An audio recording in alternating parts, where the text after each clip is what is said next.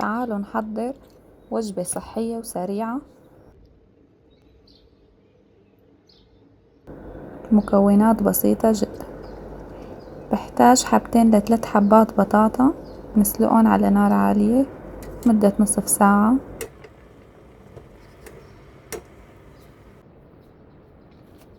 ما بياخدوا وقت كثير.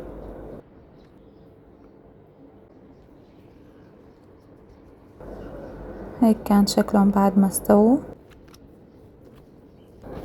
وهلا بنهرسهم بالشوكة أو بأي أداة انتو بتحبوا تستخدموها.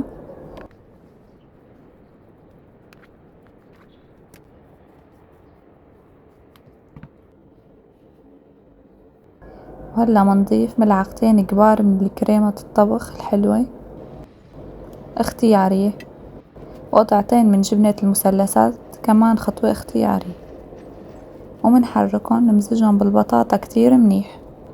الجبنة والكريمة بتضيف طعمة كتير طيبة، فيكم تستغنوا عنهم إذا ما بتحبوهم. منضيف رشة ملح ومنحرك، وهيك الشكل النهائي. وهلا منحتاج حبة بصل كبيرة، بصل أحمر طبعا مفيد أكتر، منقطعها لقطع ناعمة، وحبة من الفلفلة الخضرا الحلوة كمان تقطيع ناعم.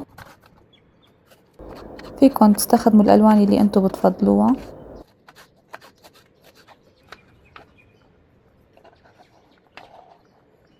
أنا استخدمت الأخضر والأحمر.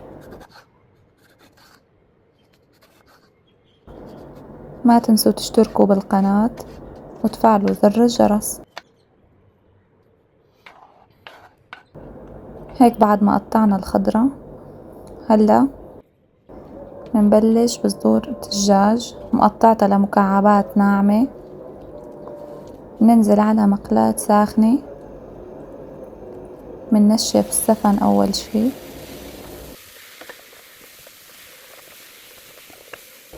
لما بيصير الوش الأبيض تحت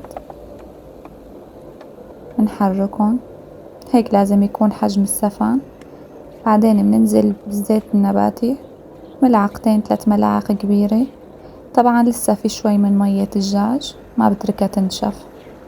وهلا بنزل بالبصل ومنحرك شوي، رشة ملح، رشة فلفل أسود، البابريكا المدخنة كتير بتعطيها طعمة طيبة، رشة كزبرة، ورشة من الكركم للون والفايدة، ومنحرك. شوفوا الألوان كيف كتير حلوة عندي. وهلا بننزل بالفليفلة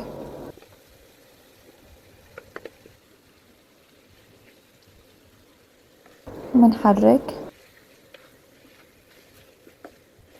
إذا بتحبوا تضيفوا أي نوع خضرة تاني مثل الفطر أو الذرة فيكم، بس أنا بعدتها شوي عن الفاهيتا. وهيك كان الصدورة جاهزة. هلا منبلش ترتيب الطبقات. أول شي بننزل بالبطاطا نرتبها بهاي الشكل تكون على مستوى واحد. بعدين بننزل بصدور الدجاج. انتو بتتحكموا بالكمية. واخر شي جبنة موزاريلا كتير طيبة مع هاي الوصفة.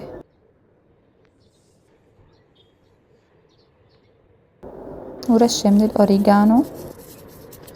وهلا على فرن على الرف الفوقاني درجة 180 لمدة ربع ساعة أو 12 دقيقة حسب الفرن.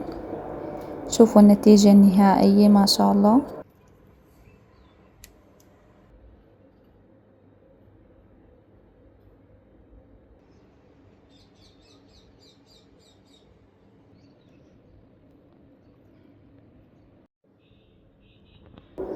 الريحة والطعم خرافي. إذا عجبكم الفيديو ما تنسونا باللايك والاشتراك، وصحتين وهنا.